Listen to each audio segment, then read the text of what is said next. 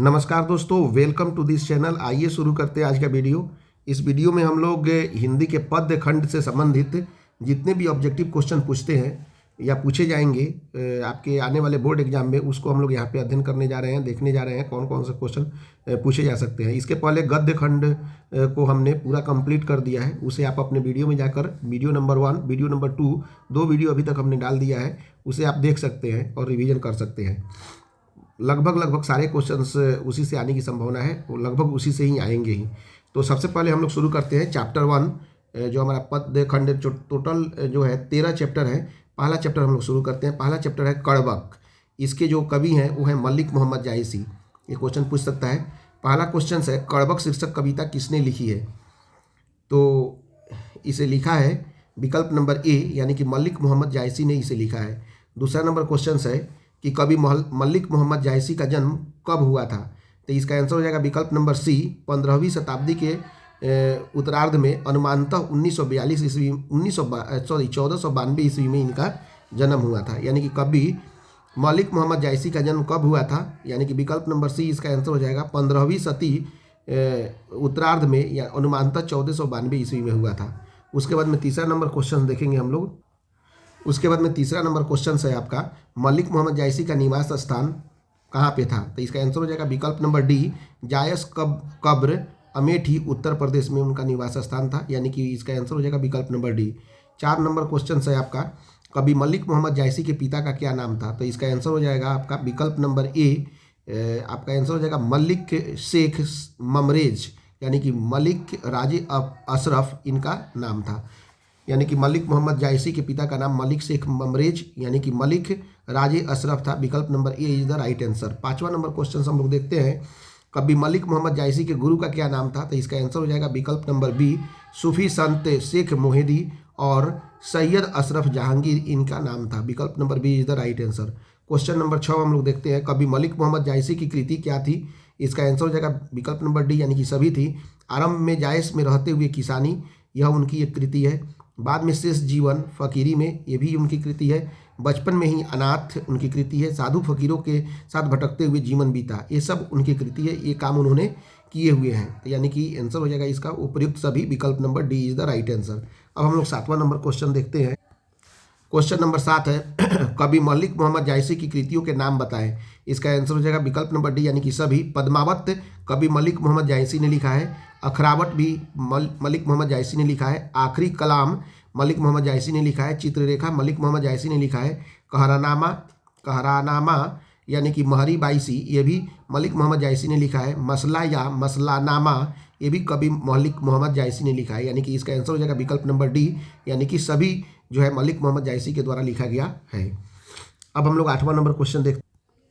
8 number question है, जायसी की भाषा कौन सी थी? विकल्प नंबर ए अवधी थी। 9 नंबर क्वेश्चन है कि जौ लही अम्बही डाम्ब न होई तो लहई ... बसाई न सोई। इसका आंसर हो जाएगा विकल्प नंबर बी, सुगंध।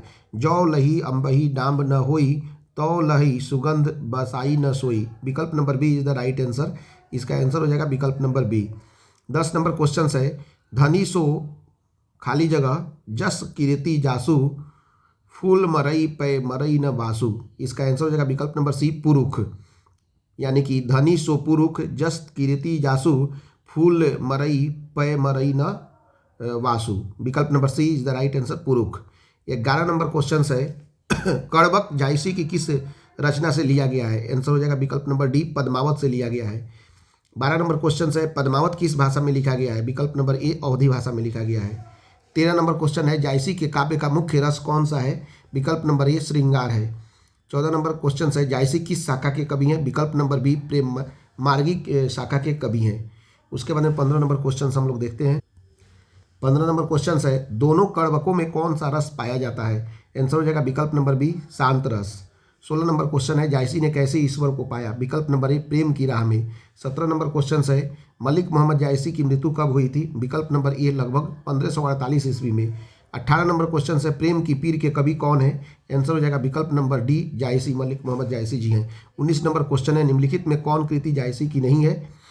तो इसका आंसर हो जाएगा आपका पद्मावत तो मलिक मोहम्मद जायसी ने लिखा है। अखरावट भी मलिक मोहम्मद जायसी ने लिखा है। चित्ररेखा भी मलिक मोहम्मद जायसी ने लिखा है। भक्तमाल मलिक मोहम्मद जायसी ने नहीं लिखा है, इसलिए आंसर हो जाएगा विकल्प नंबर डी आपका भक्तमाल।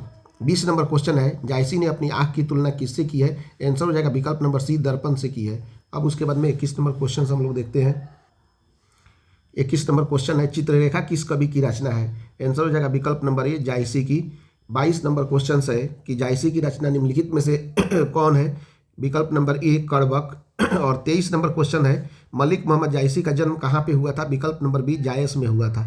अब इसके बाद में हम लोग चैप्टर नंबर 2 यानी कि सूरदास को पढ़ते हैं। चैप्टर नंबर 2 है पद। ये पद के रचयिता हैं सूरदास। सूरदास के द्वारा ये पद लिखे गए हैं। अब हम लोग देखते हैं। पहला नंबर क्वेश्चन है कि सूरदास का जन्म कहाँ पे हुआ था? आंसर हो जाएगा विकल्प नंबर बी 1478 ईस्वी में हुआ था उनका जन्म। क्वेश्चन नंबर 2 है कि सूरदास का निधन कब हुआ था? इनका निधन हुआ था विकल्प नंबर सी 1583 ईस्वी में हुआ था। 3 नंबर क्वेश्चन है, सूरदास का जन्म कहाँ पे हुआ था? तो इसका आंसर हो जाएगा विकल्प नंबर डी दिल्ली के निकट सिही नामक ग्राम में सूरदास का जन्म हुआ था। विकल्प number D is the right answer. 4 number question से खाली जगहों को भरना है। कछुक खात कछु धरनी गिरावत खाली जगह निरखती नंद रानिया।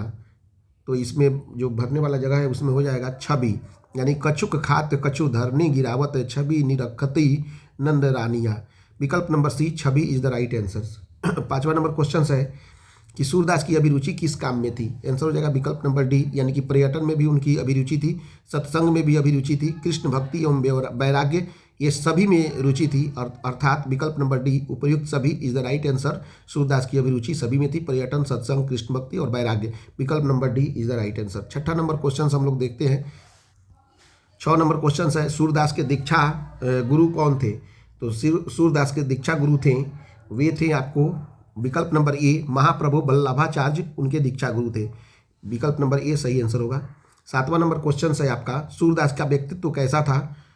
डी नंबर उपर्युक्त सभी होगा, यानी कि जन्म से अंधे या बड़े होने पर दोनों आंखें जाती रही, ये सही है। मृदुल, विनम्र, निरभिमानी और भावुक ये सभी उनके व्यक्तित्व के गुणों में समाहित था। अंतर्मुखी स्वभाव के विरक्त महात्मा थे, बिल्कुल ये सही है। यानी कि जितने भी यहाँ पे व्यक्तित्व के बारे में व्याख्यान किया गया है वे सभी गुण सूरदास के व्यक्तित्व में झलकता था, इसलिए आंसर हो जाएगा विकल्प नंबर डी यानी कि सूरदास जन्म से अंधे या बड़े होने पर दोनों आंखें जाती रही, मृदुल स्वभाव के थे, विनम्र थे, निराभिमानी थे, भावुक थे, अंतर्मुखी स्वभाव के विरक्त महात्मा थे, अर्थात विकल्प number D is the right answer. उसके बाद में हम लोग नेक्स्ट 7 नंबर क्वेश्चन देख लेते हैं। 7 नंबर क्वेश्चन है, सूरदास की कृतियों के बारे में बतावें। तो इसमें हो जाएगा सूर सागर सूरदास के द्वारा लिखा गया है, साहित्य लहरी भी सूरदास के द्वारा लिखा गया है, राधा रस केली भी सूरदास के द्वारा लिखा गया है, सूर सारावली भी सूरदास के द्वारा लिखा गया है। अर्थात जितने भी यहाँ पे दिए गए हैं कृति वे सभी सूरदास के द्वारा लिखा गया है, इसलिए विकल्प number D is the right answer. 9 number question है कि सूरदास किस काल के कवि थे? विकल्प नंबर ए, हालांकि इसमें होगा मध्यकाल, लेकिन वास्तव में ये भक्ति काल के ही कवि थे। भक्ति काल का जितना भी अध्ययन किया गया है वो सभी मध्यकाल के अंतर्गत आता है, इसलिए यहाँ पे आंसर मध्यकाल तो हो सकता है, बट यदि ऑप्शन डी भी अगर कोई मारेगा तो सही होगा। हालांकि अगर इसमें भक्ति काल दिया रहता तो निश्चित रूप से भक्ति काल ही इसका आंसर होता, बट ऑप्शंस के अकॉर्डिंग मध्यकाल को भी सही माना जा सकता है। 10 नंबर क्वेश्चन है, ब्रज भाषा की विशेषता क्या थी? आंसर नंबर डी यानी कि ब्रज भाषा कोमलता है, लालित्य है और माधुर्य है। आंसर नंबर डी यानी कि विकल्प नंबर डी उपर्युक्त सभी आंसर होगा। 11 नंबर क्वेश्चन है, सूर्य के काव्य के 3 प्रधान विषय क्या हैं? विकल्प नंबर डी यानी कि विनय भक्ति सूर्य के काव्य के विषय हैं, वात्सल्य और प्रेम श्रृंगार ये तीनों विषय सूर्य के काव्य के विषय हैं, यानी कि विकल्प नंबर डी प्रयुक्त सभी आंसर हो जाएगा। 12 नंबर क्वेश्चन है कि सूरदास के पद किस पुस्तक से लिए गए हैं? विकल्प नंबर ए सूर सागर से लिए गए हैं सूरदास के पद। विकल्प number A is the right answer. 13 number question है आपका कि सूरदास ने शिक्षा कैसे ग्रहण की? विकल्प नंबर डी स्वाध्याय द्वारा ज्ञानार्जन किया उन्होंने, ये सही है। काव्य रचना एवं संगीत का विशद ज्ञान एवं अभ्यास किया, ये भी सही है। विशाल लोक ज्ञान किया, ये भी सही है, यानी कि उपयुक्त सभी यानी कि ये तीनों सही है। विकल्प number D is the right answer. 14 number question है कि भोजन करी नंद अचमन लीन्ही मांगत सूर जुठनिया किसकी लिखी पंक्ति है? आंसर नंबर हो जाएगा विकल्प नंबर ए यानी कि सूरदास के द्वारा यह लिखा गया पंक्ति है। नेक्स्ट अब 15 नंबर क्वेश्चन देखते हैं। 15 नंबर क्वेश्चन है, किसकी लिखी पंक्ति है? आपुन खाक नंद मुख नावत सो छवि कहत न बनिया। यह जो है विकल्प नंबर बी हो जाएगा, सूरदास के द्वारा यह पंक्ति कही गई है। 16 नंबर क्वेश्चन है, सूरदास का निवास स्थान कहाँ कहाँ रहा है?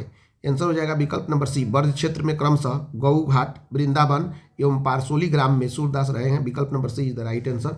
17 नंबर क्वेश्चन है, किसने सूरदास से कहा सुर है कि ऐसो घिघियात काहे हऊ, कछु भगवत लीला वर्णन करऊ?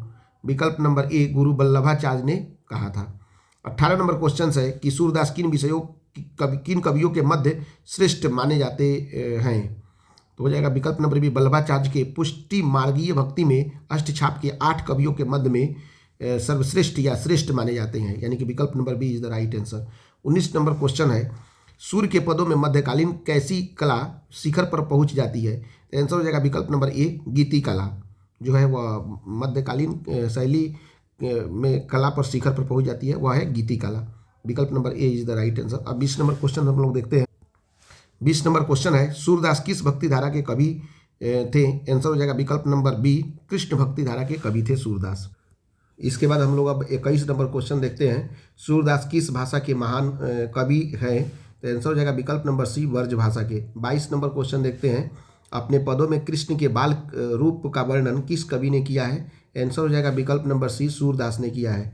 23 नंबर क्वेश्चन है कि हिंदी साहित्य का सूर्य किसे कहा जाता है? तो विकल्प नंबर ए, सूरदास को कहा जाता है। 24 नंबर क्वेश्चन है, राभती गो खरीकनी में बछरा हित धाई, यह पंक्ति किस शीर्षक कविता से लिया गया है? विकल्प नंबर सी, सूरदास के पद से लिया गया है। 25 नंबर क्वेश्चन है कि साहित्य लहरी किनकी रचना है? विकल्प नंबर बी, सूरदास की रचना है। 26 नंबर क्वेश्चन है, सूरदास के कवि हैं? विकल्प नंबर हो जाएगा आपका विकल्प नंबर डी, सूरसागर के कवि हैं सूरसागर के कवि हैं विकल्प नंबर डी, सूरदास जी हैं।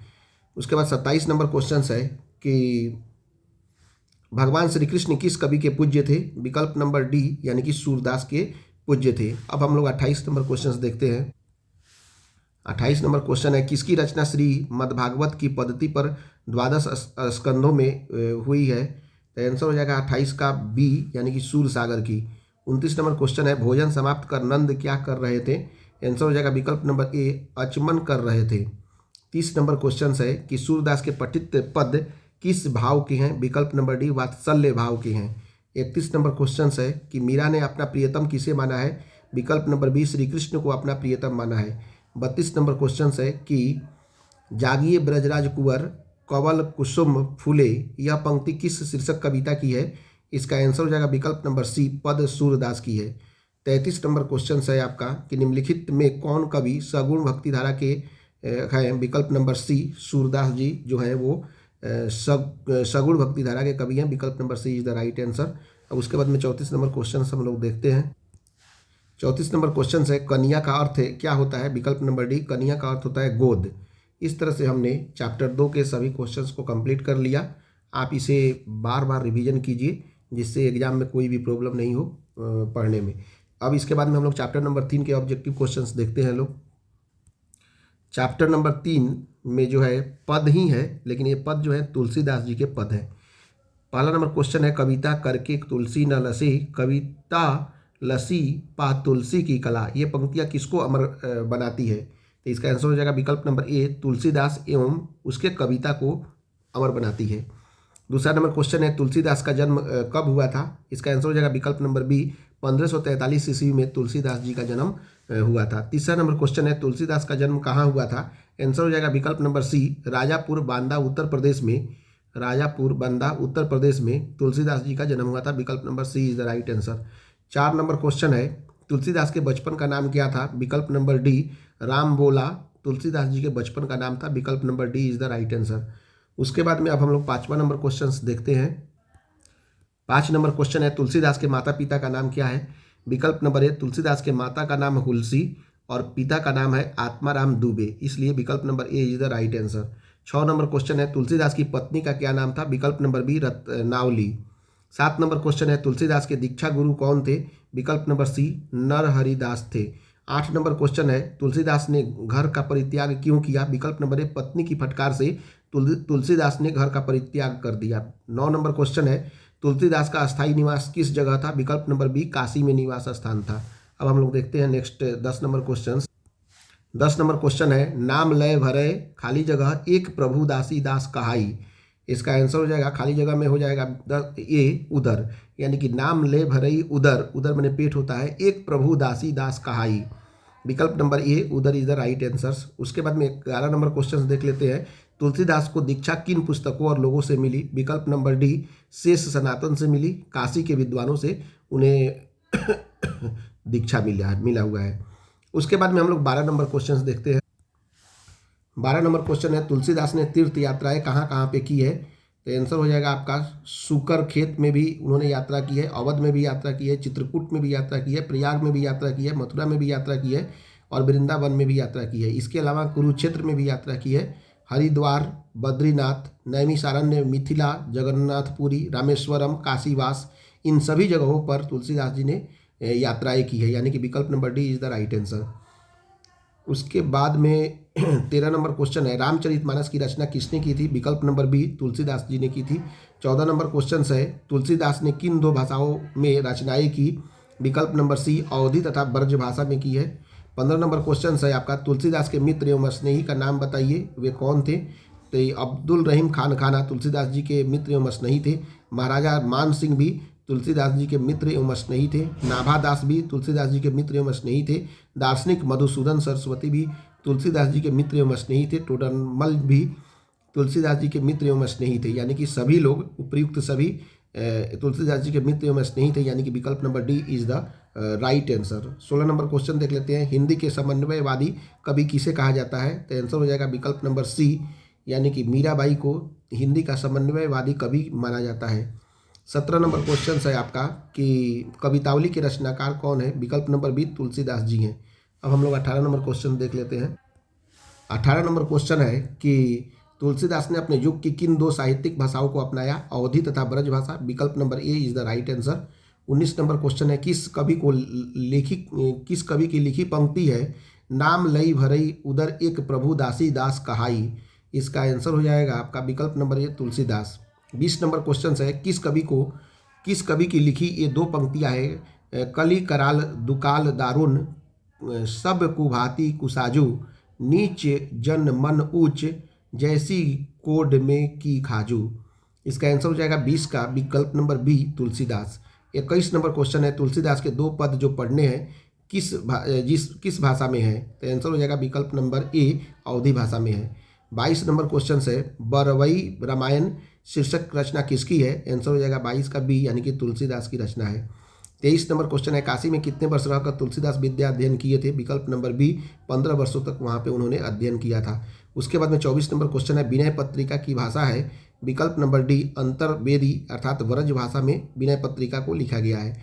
25 नंबर क्वेश्चन हम लोग देखते हैं। अब 25 नंबर क्वेश्चन है आपका कि गोस्वामी तुलसीदास हिंदी के कैसे महाकवि थे। विकल्प नंबर हो जाएगा ये जातीय महाकवि माना जाता है उनको, गोस्वामी तुलसीदास जी को। अब इसके बाद में हम लोग 26 नंबर क्वेश्चन देखते हैं। 26 नंबर क्वेश्चन है, हनुमान बाहुक रचना कितने छंदों की है। आंसर हो जाएगा विकल्प नंबर ए 44 छंदों की है। उसके बाद में 27 नंबर क्वेश्चन है, तुलसीदास ने कैसे भगवान को खोजा। विकल्प नंबर डी राम भक्ति करके उन्होंने भगवान को खोजा। 28 नंबर क्वेश्चन है, गीतावली किसकी रचना है। विकल्प नंबर डी तुलसीदास जी की रचना है। 29 नंबर क्वेश्चन है, रामचरितमानस निम्न में से क्या है। विकल्प नंबर बी एक महाकाव्य है। 30 नंबर क्वेश्चन है, निम्न में कौन सी रचना तुलसीदास की है। आंसर हो जाएगा विकल्प नंबर डी दोहावली जो है वह तुलसीदास की रचना है। 31 नंबर क्वेश्चन है, सुर तुलसी शशि उड़गन केशव दास अब के कवि खदोत सम जह तह करत प्रकाश। इन दोहे में किसे सर्वश्रेष्ठ कवि कहा गया है। इसका आंसर हो जाएगा विकल्प नंबर बी तुलसीदास जी को सर्वश्रेष्ठ कवि कहा गया है। 32 नंबर क्वेश्चन है, रामचरितमानस का रचना क्रम कितने दिन में पूरा हुआ था। विकल्प नंबर सी 2 वर्ष 7 माह और 26 दिन में रामचरितमानस की रचना क्रम पूरा हो गया था। अब 33 नंबर क्वेश्चन हम लोग देखते हैं। 33 नंबर क्वेश्चन है, विवाह के कुछ ही समय बाद वैराग्य के कारण किसे अपनी पत्नी के विक्षोभ हो गया था। विकल्प नंबर बी तुलसीदास जी को। 34 नंबर क्वेश्चन है, श्री कृष्ण गीतावली किसकी रचना है। तो आंसर हो जाएगा विकल्प नंबर ए तुलसीदास की रचना है। 35 नंबर क्वेश्चन है, नाम लय भरई उदर एक प्रभु दासी दास कहाई, यह पंक्ति किसकी शीर्षक कविता से है। तो इसका आंसर हो जाएगा आपका विकल्प नंबर सी तुलसीदास जी के पद। 36 नंबर क्वेश्चन है, तुलसीदास का सर्वश्रेष्ठ महाकाव्य कौन सा है। विकल्प number C Ramcharitmanas. 37 number question है तुलसीदास किस काल के कवि माने जाते हैं? विकल्प नंबर ए भक्ति काल के कवि माने जाते हैं। 38 नंबर क्वेश्चन है किस कवि का मूल नाम राम बोला था? विकल्प नंबर ए तुलसीदास का मूल नाम राम बोला था। 39 नंबर क्वेश्चन है कि तुलसीदास की माता का नाम क्या था? तुलसीदास की माता का नाम हुलसी था। अब हम लोग 40 नंबर क्वेश्चन देखते। 40 नंबर क्वेश्चन है तुलसीदास क्या पहनते थे? विकल्प नंबर बी कौपीन पहनते थे तुलसीदास जी।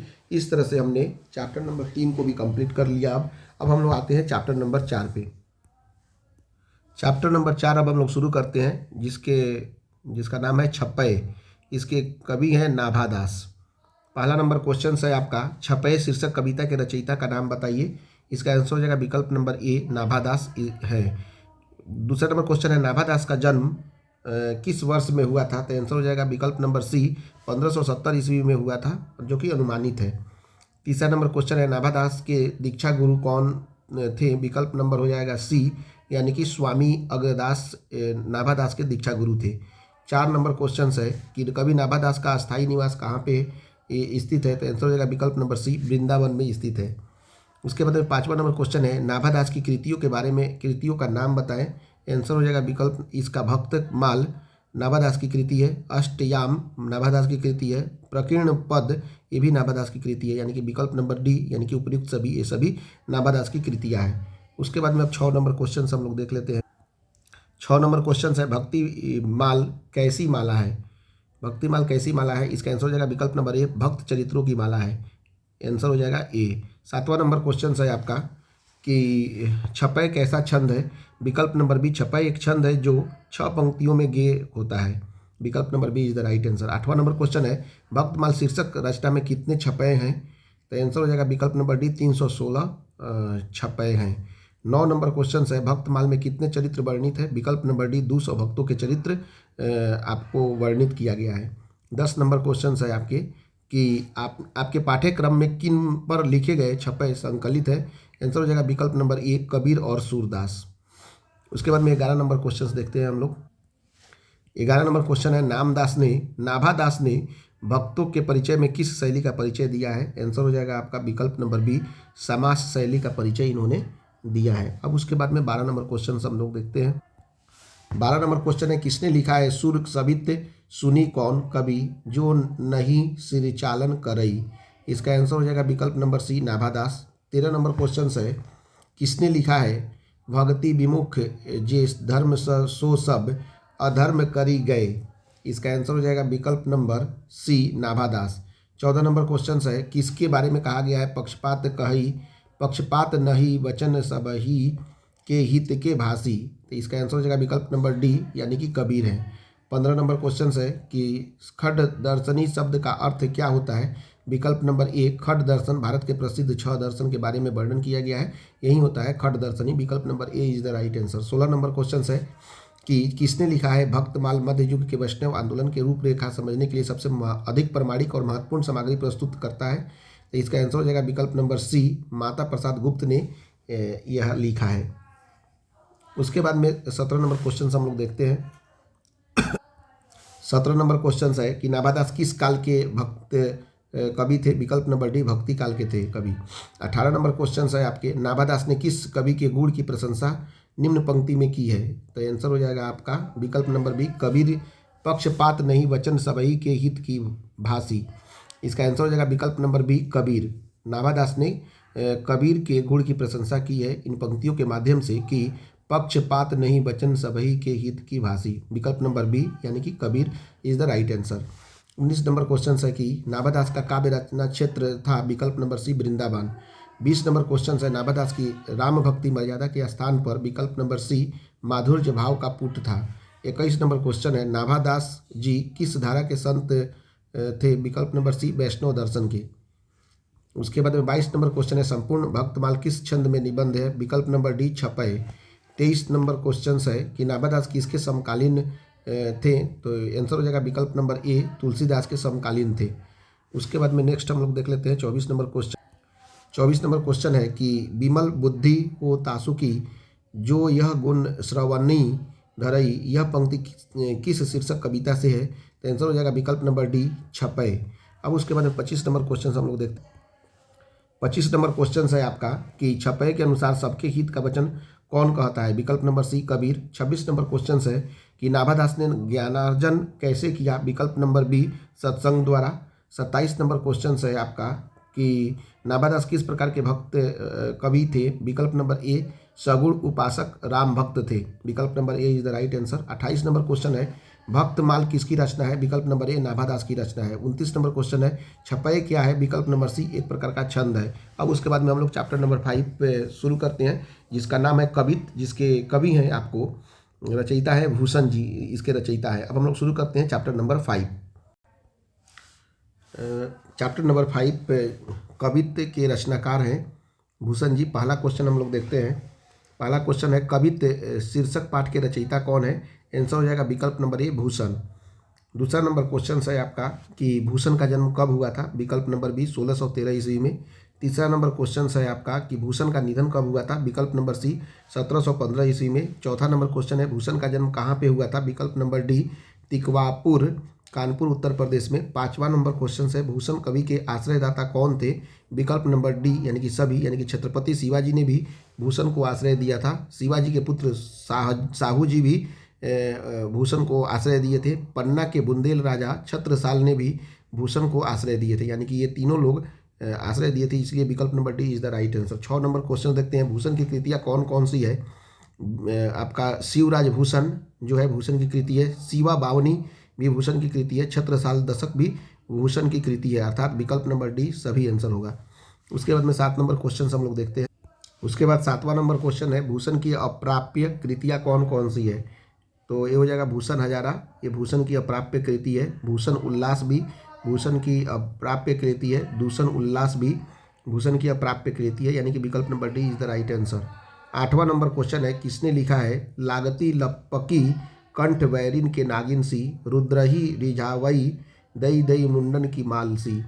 विकल्प नंबर ए भूषण इसके लेखक है। 9 नंबर क्वेश्चन है कि भूषण के कवित्व की विशेषता बतावें। विकल्प नंबर बी ओज पराक्रम और उत्साह से भरे हुए छंद इनके होते हैं। विकल्प number B is the right answer. अब 10वां नंबर क्वेश्चन हम लोग देख लेते हैं। 10 नंबर क्वेश्चन है भूषण किस रस के कवि थे? विकल्प नंबर सी वीर रस के कवि थे। 11 नंबर क्वेश्चन है भूषण की भाषा कौन सी थी? 11 का हो जाएगा डी यानी कि ब्रज भाषा। 12 नंबर क्वेश्चन है किसने लिखा है लागती लपकी कंठ वैरिन के नागिन सी रुद्रही रिझावई दई दई मुंडन की माल को? विकल्प नंबर ए भूषण ने इसे लिखा है। किसने लिखा है कि प्रतिभत कटक कटीले कते काटी काटी कालिका सी किलकी कलेऊ देती काल को? इसका आंसर हो जाएगा विकल्प नंबर बी भूषण जी ने इसे लिखा है। 14 नंबर क्वेश्चन है राम द्विज राज शब्द का अर्थ क्या होता है? विकल्प नंबर सी यानी कि परशुराम, परशुराम को राम भी कहा गया है। राम द्विज राज का शब्द का अर्थ होता है परशुराम, अर्थात परशुराम को राम भी कहा गया है। विकल्प number C is the right answer. 15 number question है कवि भूषण के पिता का नाम क्या था? विकल्प नंबर ए रत्नाकर त्रिपाठी कवि भूषण के पिताजी का नाम था। 16 नंबर क्वेश्चन हम लोग देखते हैं। 16 नंबर क्वेश्चन है अपनी कविता में भूषण ने किनका गुणगान किया है? तो इसका आंसर हो जाएगा विकल्प नंबर डी महाराणा प्रताप का भी गुणगान किया है, छत्रपति शिवाजी महाराज का भी गुणगान किया है, छत्रसाल का भी गुणगान किया है, यानी कि विकल्प नंबर डी सभी का गुणगान किया है। 17 नंबर क्वेश्चन है आपका कवि भूषण को भूषण की उपाधि किस राजा के द्वारा दी गई थी? विकल्प नंबर डी राजा रुद्र शाह के द्वारा दिया गया था। 18 नंबर क्वेश्चन है छत्रसाल दशक के रचनाकार कौन हैं?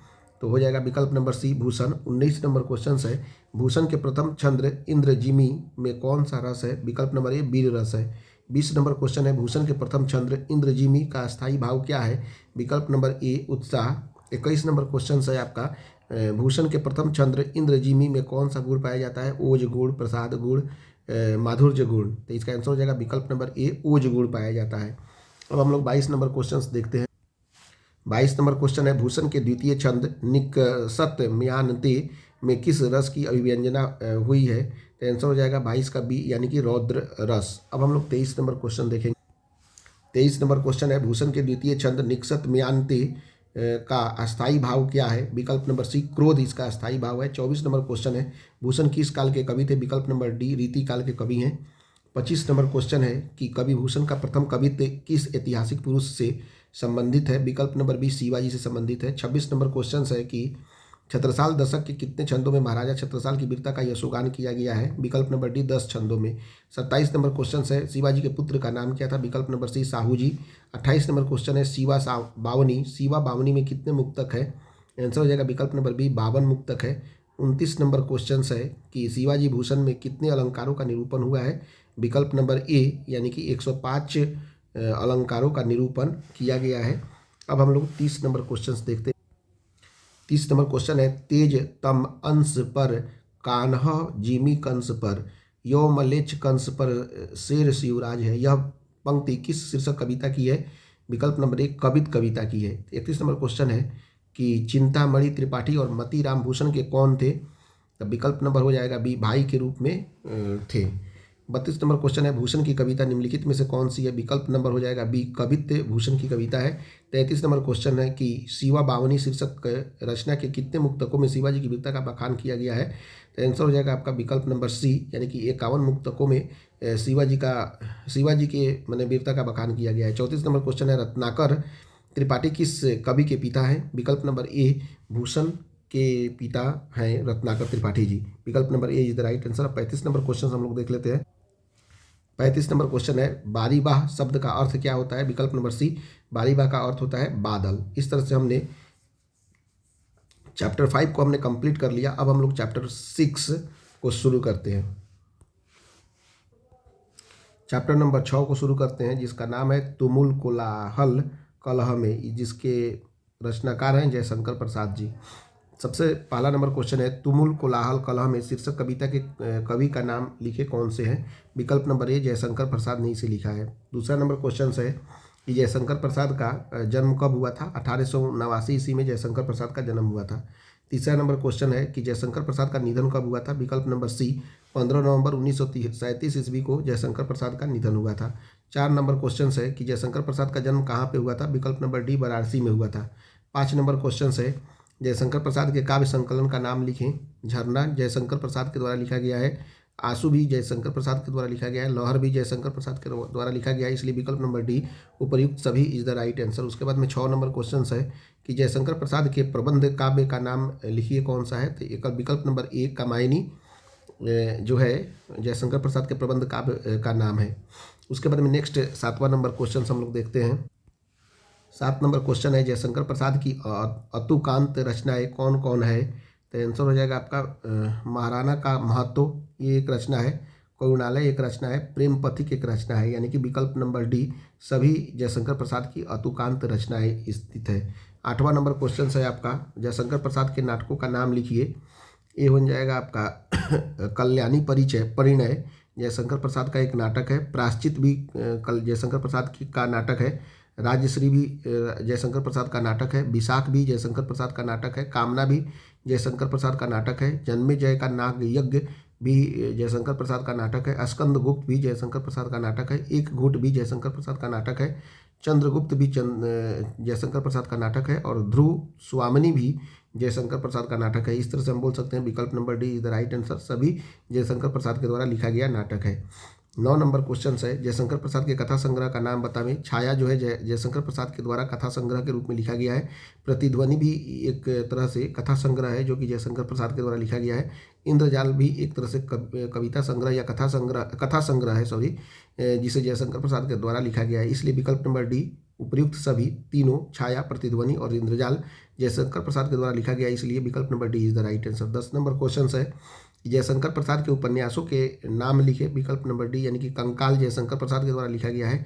तितली जयशंकर प्रसाद के द्वारा लिखा गया है। इरावती भी जयशंकर प्रसाद के द्वारा लिखा गया है। ये सभी तीनों उपन्यास हैं, इसलिए विकल्प number D is the right answer. 11 number question है, जयशंकर प्रसाद किस वाद से जुड़े हुए थे? विकल्प नंबर डी छायावाद से जुड़े हुए थे। 12 नंबर क्वेश्चन है, तुमुल कोलाहल कलह में शीर्षक कविता किस महाकाव्य का अंश है? तो इसका आंसर हो जाएगा विकल्प नंबर ए कामायनी का ये कामायनी महाकाव्य का यह अंश है। तुमुल कोलाहल कलह में शीर्षक कविता किस महाकाव्य का अंश है? तो आंसर हो जाएगा कामायनी, विकल्प number A is the right answer. अब हम लोग 13 नंबर क्वेश्चन देख लेते हैं। 13 नंबर क्वेश्चन है कि किसने लिखा है चेतना थक सी रही तब मैं मलय की बात रे मन? यह मतलब किसने लिखा है? आंसर हो जाएगा विकल्प नंबर बी जयशंकर प्रसाद के द्वारा इसे लिखा गया है। 14 नंबर क्वेश्चन है कि किसने लिखा है पवन की प्राचीर में रुक जला जीवन जा रहा झोंक। यह है विकल्प नंबर सी जयशंकर प्रसाद ने इसे लिखा है। 15 नंबर क्वेश्चन है जयशंकर प्रसाद के पिता का नाम क्या था। विकल्प नंबर डी देवी प्रसाद साहू जयशंकर प्रसाद के पिता का नाम था। विकल्प number D is the right answer. 16 number question है कि जयशंकर प्रसाद की भाषा कौन सी है। विकल्प नंबर सी खड़ी बोली हिंदी उनकी भाषा है। विकल्प number C is the right answer. 17 number question है कामायनी महाकाव्य की कामायनी कौन सी है। तो इसका आंसर हो जाएगा विकल्प नंबर बी यानी कि श्रद्धा। कामायनी महाकाव्य में कामायनी श्रद्धा है। 18 नंबर क्वेश्चन है कि जयशंकर प्रसाद किस काल के कवि हैं। तो विकल्प नंबर बी आधुनिक काल के कवि हैं जयशंकर प्रसाद। 19 नंबर क्वेश्चन है कि तुमुल कोलाहल का अर्थ क्या होता है। विकल्प नंबर सी अत्यधिक हो हल्ला को हम लोग बोलते हैं तुमुल कोलाहल। विकल्प number C is the right answer. उसके बाद में 20 नंबर क्वेश्चन हम लोग देखते हैं। 20 नंबर क्वेश्चन है तुमुल कोलाहल कलह में शीर्षक कविता में किस प्रकार के शब्द अधिक आएंगे। तत्सम तद्भव देशज या विदेशी। विकल्प नंबर डी तत्सम शब्द ज़्यादा आए हैं। 21 नंबर क्वेश्चन है तुमुल कोलाहल कलह में शीर्षक कविता की भाषा कौन सी है। तो हो जाएगा विकल्प नंबर ए खड़ी बोली इसकी भाषा है। 22 नंबर क्वेश्चन है चिर विषाद विलीन मन की किस कविता की पंक्तियाँ है। विकल्प नंबर सी तुमुल कोलाहल कलह में इसका उल्लेख किया गया है। 23 नंबर क्वेश्चन है जयशंकर प्रसाद के ज्येष्ठ भ्राता का नाम क्या था। विकल्प नंबर डी शंभु रतन। 24 नंबर क्वेश्चन है झरना शीर्षक काव्य संकलन किस कवि की रचना है। विकल्प number D Jaishankar Prasad. 25 number question है आपका कि जयशंकर प्रसाद की कविता निम्न में से कौन है। विकल्प नंबर ए तुमुल कोलाहल कलह में यह जयशंकर प्रसाद की कविता है। उसके बाद में अब हम लोग नेक्स्ट देखते हैं 26 नंबर क्वेश्चन। 26 नंबर क्वेश्चन है जयशंकर प्रसाद की नाट्य कृति है। विकल्प नंबर ए ध्रुव स्वामिनी। 27 नंबर क्वेश्चन है आपका निम्नलिखित में कौन कवि छायावादी है। विकल्प number B Jaishankar Prasad. 28 number question है विशाख शीर्षक नाटक रचित है। विकल्प नंबर डी जयशंकर प्रसाद द्वारा। 29 नंबर क्वेश्चन है कामायनी शीर्षक महाकाव्य का प्रकाशन किस वर्ष किया गया था। विकल्प नंबर सी 1936 ईस्वी में किया गया था। 30 नंबर क्वेश्चन है जयशंकर प्रसाद किस युग के कवि हैं। विकल्प नंबर डी छायावाद युग के कवि हैं। 31 नंबर क्वेश्चन है प्रेम पथिक शीर्षक रचना के रचनाकार कौन है। तो इसके रचनाकार तो जयशंकर प्रसाद ही होंगे। एक मिनट आगे देख लेते हैं ऑप्शंस। हाँ प्रेम पथिक शीर्षक रचना के रचनाकार जो हैं विकल्प नंबर डी जयशंकर प्रसाद ही इसके रचनाकार हैं। विकल्प number D is the right answer. इस तरह से हमने चैप्टर नंबर 6 को कंप्लीट किया। अब हम लोग शुरू करते हैं चैप्टर नंबर 7। चैप्टर नंबर 7 में जो दिया गया है पुत्र वियोग, इस कविता का नाम है पुत्र वियोग जिसके रचनाकार है सुभद्रा कुमारी चौहान जी इसके रचनाकार हैं। अब हम लोग पहला क्वेश्चन देख लेते हैं। पुत्र वियोग शीर्षक कविता के कवित्री का नाम लिखना है। तो इसके हो जाएगा विकल्प नंबर ए सुभद्रा कुमारी चौहान। अब हम लोग दूसरा नंबर क्वेश्चन देखते हैं। दूसरा नंबर क्वेश्चन है कवित्री सुभद्रा कुमारी चौहान का जन्म कब हुआ था। तो विकल्प नंबर बी 16 अगस्त 1904 ईस्वी को हुआ था। 3 कवित्री सुभद्रा कुमारी चौहान का जन्म कहाँ पे हुआ था। विकल्प नंबर ए निहालपुर इलाहाबाद उत्तर प्रदेश में सुभद्रा कुमारी चौहान का जन्म हुआ था। 4 नंबर क्वेश्चन है कवित्री सुभद्रा कुमारी चौहान की कृतियों का नाम लिखे। तो हो जाएगा विकल्प नंबर डी यानी कि मुकुल जो है सुभद्रा कुमारी चौहान के द्वारा लिखा गया। त्रिधारा सुभद्रा कुमारी चौहान के द्वारा लिखा गया। बिखरे मोती सभा के खेल ये भी सुभद्रा कुमारी चौहान के द्वारा लिखा गया। यानी कि प्रयुक्त सभी यानी कि तीनों जो है मुकुल त्रिधारा और बिखरे मोती सभा के खेल ये सभी कवित्री आपको सुभद्रा कुमारी चौहान के द्वारा लिखे गए। विकल्प number D is the right answer. अब हम लोग 5 नंबर क्वेश्चन देखते हैं। 5 नंबर क्वेश्चन है किसने लिखा है आज दिशाएं भी हंसती है उल्लास विश्व पर छाया मेरा खोया हुआ खिलौना अब तक मेरे पास न आया। यह किसने लिखा है। विकल्प नंबर बी यानी कि सुभद्रा कुमारी चौहान के द्वारा लिखा गया है। 6ठा नंबर क्वेश्चन है किसने लिखा है भाई बहन भूल सकते हैं पिता भले ही तुम्हें भुलावे किंतु रात दिन की साथिन माँ कैसे अपना मन समझावे। यह किनके द्वारा लिखा गया है। यह लिखा गया है विकल्प नंबर बी सुभद्रा कुमारी चौहान के द्वारा लिखा गया है। 7वां नंबर है क्वेश्चन छौना शब्द का अर्थ लिखें। इसका आंसर हो जाएगा विकल्प नंबर सी बेटा हिरन आदि पशु का छोटा बच्चा या शावक इसे हम लोग बोलते हैं छौना। छौना जो होता है बेटा को भी बोलते हैं, हिरन आदि पशु का छोटा बच्चा को बोलते हैं या शावक को भी बोलते हैं छौना। विकल्प number C is the right answer. 8वां नंबर क्वेश्चन है आपका सुभद्रा कुमारी चौहान के माता पिता का नाम बताना है कौन सा है। विकल्प नंबर डी भी देख लेते हैं हम लोग। तो सुभद्रा कुमारी चौहान के माता पिता का नाम बताना था तो इसका आंसर हो जाएगा विकल्प नंबर डी में उनकी माता का नाम है श्रीमती धीराज कुंवर एवं उनके पिता का नाम था ठाकुर रामनाथ सिंह। ये उनके माता और पिता का नाम है। माता का नाम है श्रीमती धीराज कुंवर और पिता का नाम है ठाकुर रामनाथ सिंह। विकल्प number D is the right answer. 9 number question है सुभद्रा कुमारी चौहान की कविता की केंद्रीय एवं और प्रमुख प्रेरणा क्या थी। विकल्प नंबर बी यथार्थनिष्ठ राष्ट्रीय भावधारा उनका मुख्य मतलब कि प्रेरणा और केंद्रीय भाव था। 10 नंबर क्वेश्चन है कि पुत्र वियोग शीर्षक कविता सुभद्रा कुमारी चौहान की किस पुस्तिका से ली गई है? विकल्प नंबर सी मुकुल से ली गई है। 11 नंबर क्वेश्चन है कि सुभद्रा कुमारी चौहान की भाषा में किस प्रकार के शब्द मिलते हैं? विकल्प नंबर डी, यानी कि तत्सम शब्द भी मिलते हैं, तद्भव भी मिलते हैं, देशज भी मिलते हैं, यानी कि उपयुक्त तीनों प्रकार के शब्द मिलते हैं सुभद्रा कुमारी चौहान की भाषा में। 12 नंबर क्वेश्चन है मैं असहाय विवश बैठी ही रही उठ गया छौना मेरा, यह पंक्ति किस शीर्षक कविता से है? विकल्प नंबर सी पुत्र वियोग से लिया गया है। उसके बाद में 13 नंबर क्वेश्चन हम लोग देखते हैं। 13 नंबर क्वेश्चन है वर्ग 9 तक की पढ़ाई के बाद शिक्षा अधूरी छोड़कर कौन कवियत्री असहयोग आंदोलन में कूद पड़ी थी? विकल्प number D Subhadra Kumari Chauhan. 14 number question है छोड़ काम दौड़ कर आई माह कहकर जिस समय पुकारा, किस कविता की पंक्ति है?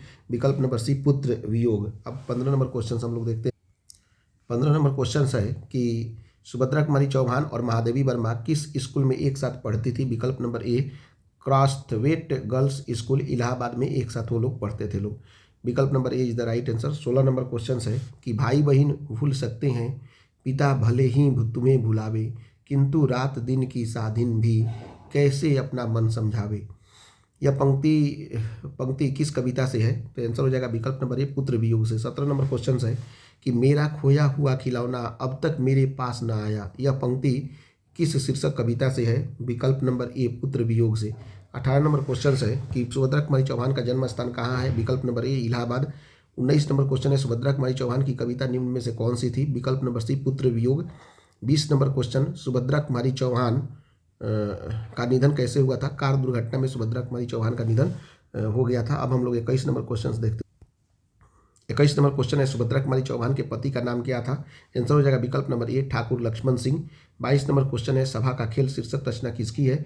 विकल्प नंबर ए सुभद्रा कुमारी चौहान की। अब हम लोग चैप्टर नंबर 8 यानी कि उषा पढ़ेंगे हम लोग, जिसकी रचना है उषा के रचनाकार हैं शमशेर बहादुर सिंह। पहला क्वेश्चन है आपका उषा शीर्षक कविता के रचयिता कौन है? विकल्प नंबर ए शमशेर बहादुर सिंह इसके रचयिता हैं। विकल्प number A is the right answer. अब हम लोग दूसरा क्वेश्चन देखते हैं। दूसरा क्वेश्चन है कवि शमशेर बहादुर सिंह का जन्म कब हुआ था? तो विकल्प number B is the right answer. 13 जनवरी 1911 ईस्वी में उनका जन्म हुआ था। अब हम लोग नेक्स्ट तीसरा नंबर क्वेश्चन देखते हैं। तीसरा नंबर क्वेश्चन है कवि शमशेर बहादुर सिंह के माता पिता का नाम क्या है? यह बताना है। तो 3 का हो जाएगा सी, यानी कि कवि शमशेर बहादुर सिंह के माता का नाम प्रभुदेई और उनके पिता का नाम है तारीफ सिंह। विकल्प number C is the right answer. चौथा नंबर क्वेश्चन है कवि शमशेर बहादुर सिंह के कविता संग्रह का नाम लिखे।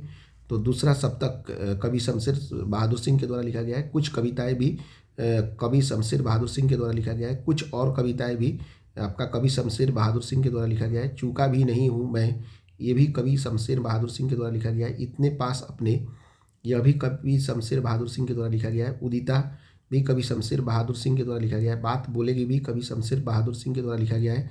काल तुझसे होड़ है मेरी, यह भी कवि शमशेर बहादुर सिंह के द्वारा लिखा गया है। टूटी हुई बिखरी हुई, यह भी कवि शमशेर बहादुर सिंह के द्वारा लिखा गया है। कहीं बहुत दूर से सुन रहा हूँ, यह भी कवि शमशेर बहादुर सिंह के द्वारा लिखा गया है। सुकून की तलाश, ये भी कवि शमशेर बहादुर सिंह के द्वारा लिखा गया है। इसलिए विकल्प नंबर डी यानी कि उपयुक्त सभी इज द राइट आंसर। 5वां लिखा गया किसने लिखा है कि जादू टूटता है इस उषा का अब सूर्योदय हो रहा है, यह लिखा है विकल्प नंबर ए शमशेर बहादुर सिंह ने लिखा है। 6ठा नंबर क्वेश्चन है किसने लिखा है बहुत काली सिल जरा से लाल केसर से की जैसे धुल गई हो, ये लिखा है विकल्प नंबर आपका बी यानी कि शमशेर बहादुर सिंह ने लिखा है। 7वां नंबर क्वेश्चन सब हम लोग देखते हैं।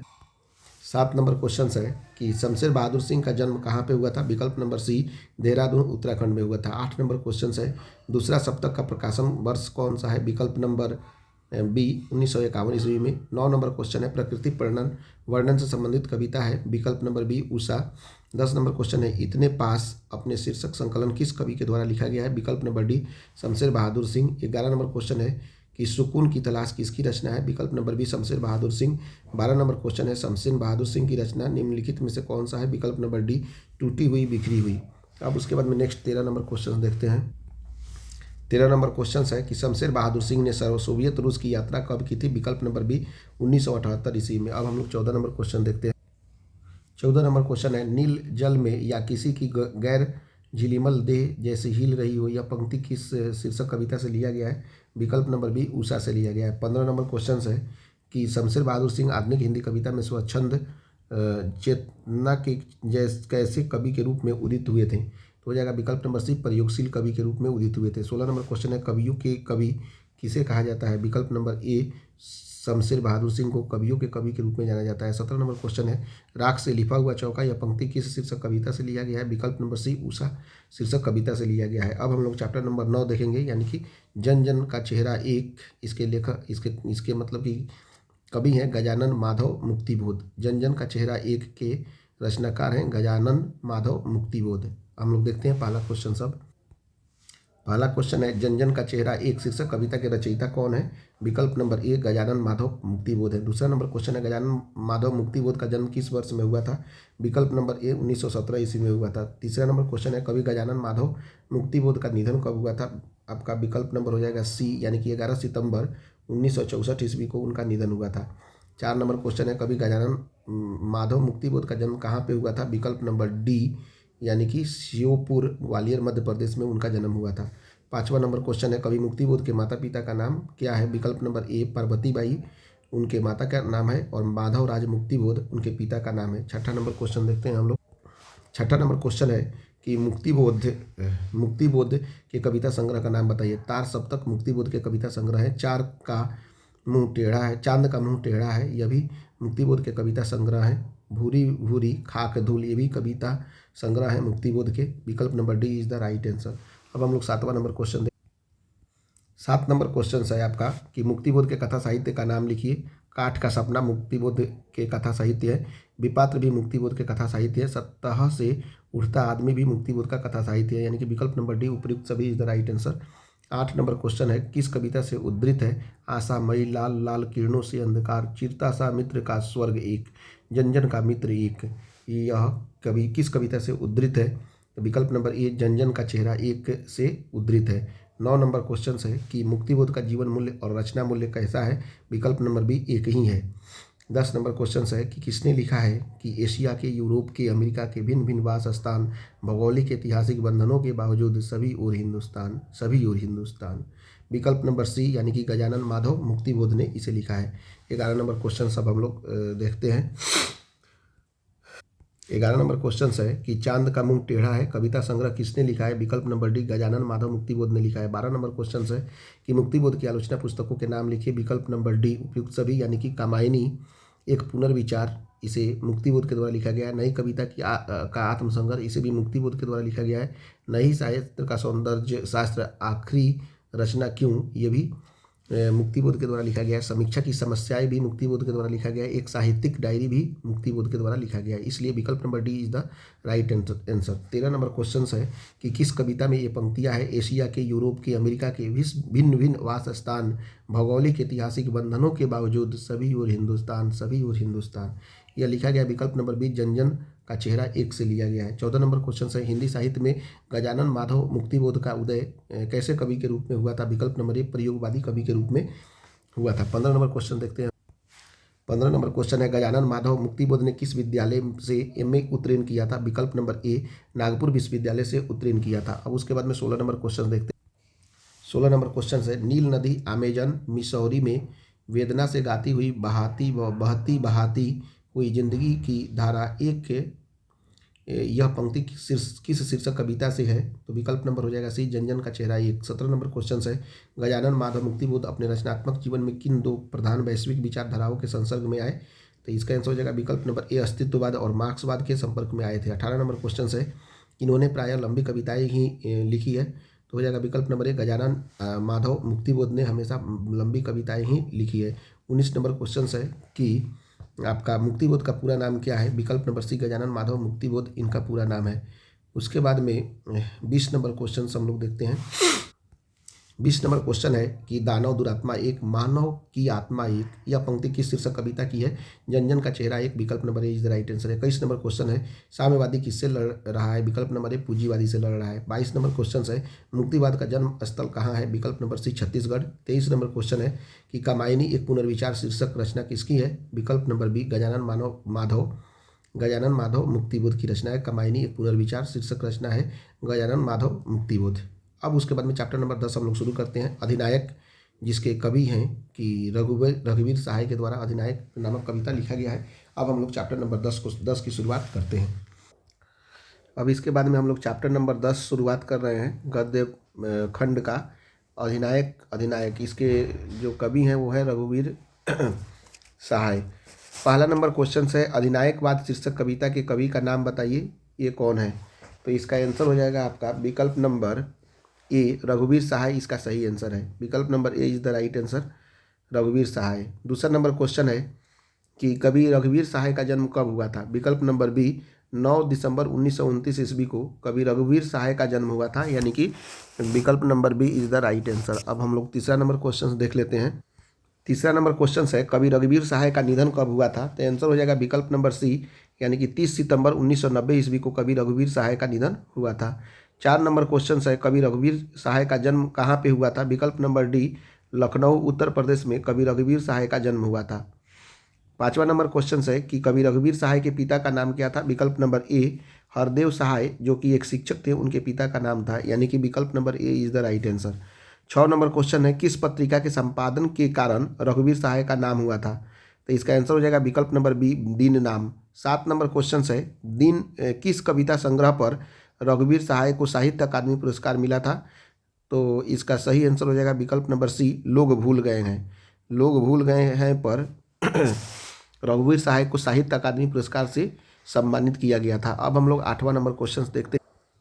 8 नंबर क्वेश्चन है कि किन किन पत्रों के मार्फत रघुवीर सहाय ने पत्रकारिता की थी? तो इसका आंसर हो जाएगा आपका मतलब नवजीवन, जो कि लखनऊ से प्रकाशित हुआ था, यहाँ पे भी उन्होंने पत्रकारिता की थी। समाचार विभाग में भी पत्रकारिता की थी। आकाशवाणी, जो कि नई दिल्ली से प्रकाशित होता है, वहाँ पे भी पत्रकारिता की थी। नवभारत टाइम्स, जो कि नई दिल्ली से प्रकाशित होता है, वहाँ पे भी पत्रकारिता की थी। दिनमान, यहाँ पे भी उन्होंने पत्रकारिता की थी, यानी कि सभी जगहों पर वहाँ उन्होंने पत्रकारिता की थी। नवजीवन, समाचार विभाग, आकाशवाणी, नवभारत टाइम्स, इन सभी जगहों पर उन्होंने पत्रकारिता की थी। विकल्प number D is the right answer, उपयुक्त सभी। 9 नंबर क्वेश्चन सब हम लोग देखते हैं। 9 नंबर क्वेश्चन है, हर चरना किसका प्रतिनिधि है? तो इसका आंसर हो जाएगा विकल्प नंबर बी, आम आदमी का प्रतिनिधि है, जिसकी हालत में आज़ादी के बाद बदलाव नहीं आया है। विकल्प number B is the right answer. 10 number question है, किसने लिखा है, पूरब पश्चिम से आते हैं नंगे बूचे नरकंकाल, सिंहासन पर बैठा उनके तमगे कौन लगाता है? यह लिखा गया है विकल्प नंबर सी, रघुवीर सहाय के द्वारा यह पंक्ति लिखा गया है। किसने लिखा है? क्वेश्चन था कि पूरब पश्चिम से आते हैं नंगे बूचे नर कंकाल, सिंहासन पर बैठा उनके तमगे कौन लगाता है? यह पंक्ति जो है रघुवीर सहाय के द्वारा लिखा गया है। विकल्प number C is the right answer. 11 number question देखते हैं, अधिनायक कैसी कविता है? तो इसका आंसर हो जाएगा विकल्प नंबर बी, एक प्रकार का व्यंग्यात्मक कविता है अधिनायकवाद। विकल्प number B is the right answer. उसके बाद में हम लोग 12 नंबर क्वेश्चन देख लेते हैं। 12 नंबर क्वेश्चन है, लोग भूल गए हैं, यह किसकी रचना है? यह रचना जो है रघुवीर सहाय की रचना है। 13 नंबर क्वेश्चन उसके बाद में हम लोग देखते हैं। 13 नंबर क्वेश्चन है, अधिनायक शीर्षक कविता किस कविता संग्रह से लिया गया है? तो विकल्प नंबर हो जाएगा आपका डी, आत्महत्या के विरुद्ध शीर्षक कविता से लिया गया है अधिनायक शीर्षक।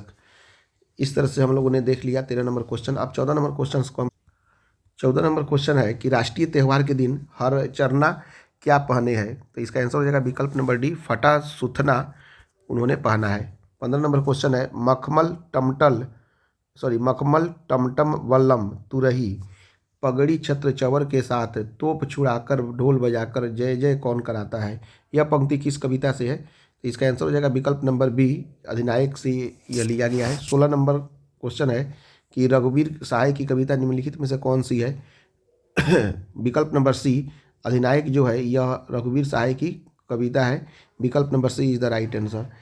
17 नंबर क्वेश्चन है, हर चरना किस कविता का पात्र है? विकल्प नंबर सी, हर अधिनायक कविता का पात्र है हर चरना। 18 नंबर क्वेश्चन है कि लिखने का कारण शीर्षक निबंध किस लेखक की रचना है?